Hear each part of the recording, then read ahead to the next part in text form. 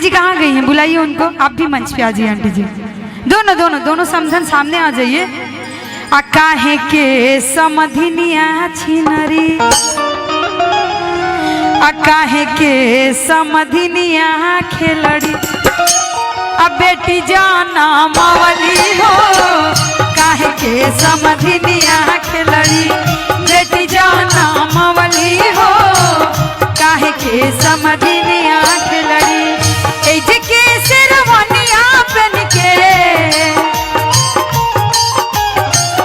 एज के शेरवानिया पहन के बाबू हमार अइले हो, काहे के समधिनिया खेलड़ी, काहे के समधिनिया खेलड़ी, बेटी जाना मवली हो, काहे के समधिनिया खेलड़ी, बेटी जाना मवली। अब देखिए, रुक जाओ बाबू, ये बात जब आंटी जी बोलती है उसके बाद बोलती हैं का कि बेटी जाना मवली पति पलवो न कैली है।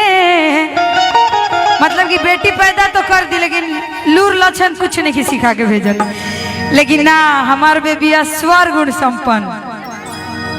हम तो दुल्हन के जोड़ा में देख के कबे से सोच में पड़ल बनी कि बेटी जाना मवली पति पलवो ना कैली है, बेटी जाना मवली पति पलवो ना कैली है, काहे के समधिनिया खेलड़ी, काहे के समधिनिया खेलड़ी, लूर ना सिखवली है, काहे के समधिनिया खेलड़ी, लूर ना सिखवली है, काहे के समधि। बबुआ ए जो ऐसे एकदम शांत। विवेक के फुआ, विवेक के फुआ चढ़स खजूर, नीचे से लइका फेंका सधूर।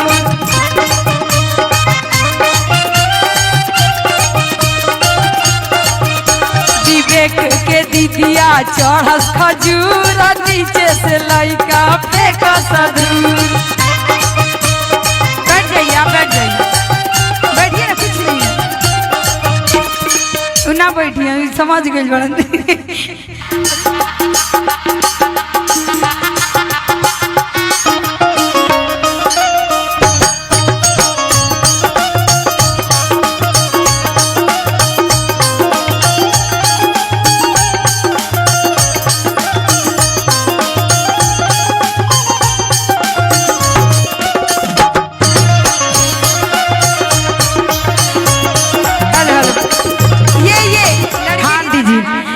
अभी थोड़ा देर के लिए हम आपके पक्ष में हो जा रहे हैं, है ना बेबी? तार सासू माँ की तरफ से नहीं हो जाता, नहीं अभी खत्ती कि छोटी मोटी सास बड़ी अलमहर दमाद हो, अतनिया सनी हुराए बबुआ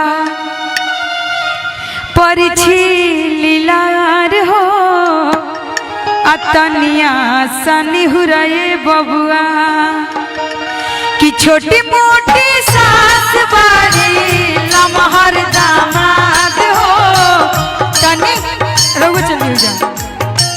छोटी मोटी सास बारी लमहर दामाद हो, तनिया सनी हुराए बबुआ, तनिया सनी हुराए बबुआ परिछी लीलार हो, तनिया सानी हुराए बबुआ परिछी। आंटी जी आप भी आ जाइए ना, आप भी आ जाइए।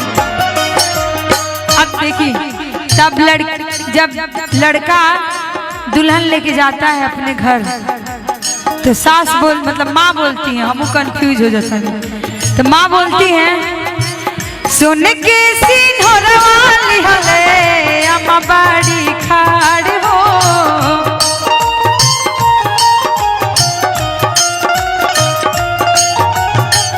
खोला बबुआ पलकी के वड़िया, खोला बबुआ पलकी के वड़िया, मंगिया बहोरब हो, खोला बबुआ पलकी के वड़िया, मंगिया बहोरब हो, खोला बबुआ पलकी।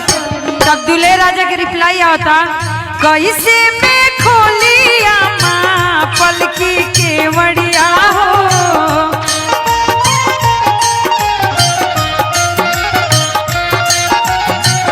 मोर जाने ओलरल बाड़ी मोर जाने ओलरल बाड़ी सासू जी के धियावा हो मोर जाने ओलरल बाड़ी सासू जी के धियावा मोर जाने ओलरल बाड़ी सासू जी के धियावा हो मोर